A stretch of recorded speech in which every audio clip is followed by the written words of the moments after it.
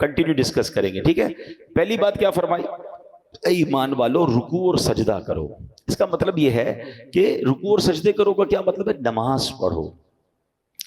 چونکہ نماز کے جو رکن اعظم ہے نا وہ سجدہ اور رکوع ہے، تو اس لیے قرآن کریم میں کبھی نماز کو رکوع اور سجدہ بھی کہہ دیا جاتا ہے۔ جیسے آپ نے بڑی مشہور آیت سنی ہوگی، وَارْكَعُوا مَعَ الرَّاكِعِينَ، قرآن کہتا ہے اور رکوع کرنے والوں کے ساتھ رکوع کرو۔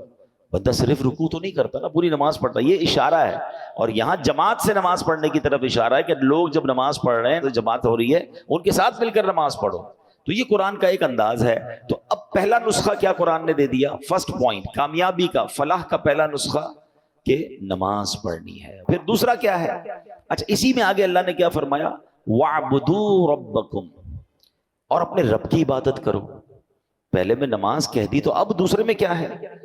دوسرے نقطے میں اس کا مطلب علماء نے فرمایا اس کے تین معنی بنتے ہیں، یعنی تین باتیں ارشاد فرمائی گئیں۔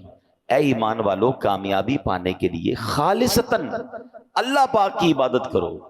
عبادت کرنی ہے مگر اللہ کے لیے، ریاکاری، دکھاوا، لوگوں کو پتا چلے میرا نام ہو جائے، نہیں، اللہ کے لیے خالصتاً۔ یہاں اس سے ایک مراد یہ ہے۔ پھر فرمایا اے ایمان والو نماز کے علاوہ جتنی قسم کی عبادتیں ہیں، صرف نماز تو عبادت نہیں ہے نا، روزہ ہے، زکوٰۃ ہے، اگر حج فرض ہے تو حج کرو، تلاوت کرو، درود پاک پڑھو، ماں باپ کی خدمت کرو، وغیرہ وغیرہ۔ اب یہ عبادتیں بجا لاؤ۔ یہاں دوسرا نقطہ یہ ہے، اس کی تیسری بات علماء نے یہ فرمائی کہ اے ایمان والو کامیابی پانے کے لیے عبادت کرو، پورے اخلاص کے ساتھ کرو، مگر ساتھ ساتھ گناہوں سے بھی بچتے رہو۔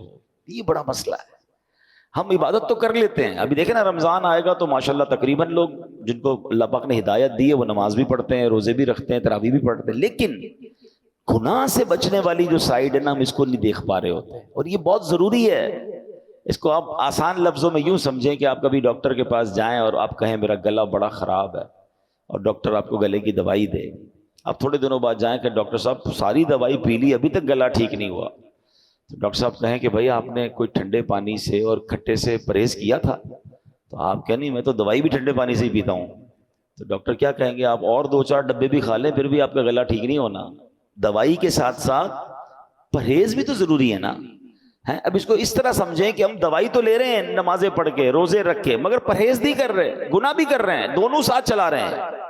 نہیں، قرآن کیا کہتا ہے؟ اے اللہ کے بندو اللہ کی عبادت کرو مگر گناہ سے بھی بچو۔ اور اب آئیے آگے چلتے ہیں، ایک حدیث پاک سے اس بات کو ذرا اور سمجھ لیں گے تو اور بات کلیئر ہو جائے گی۔ پیارے آقا علیہ الصلوۃ والسلام نے حضرت ابو ہریرہ رضی اللہ عنہ کو نصیحت فرمائی، کن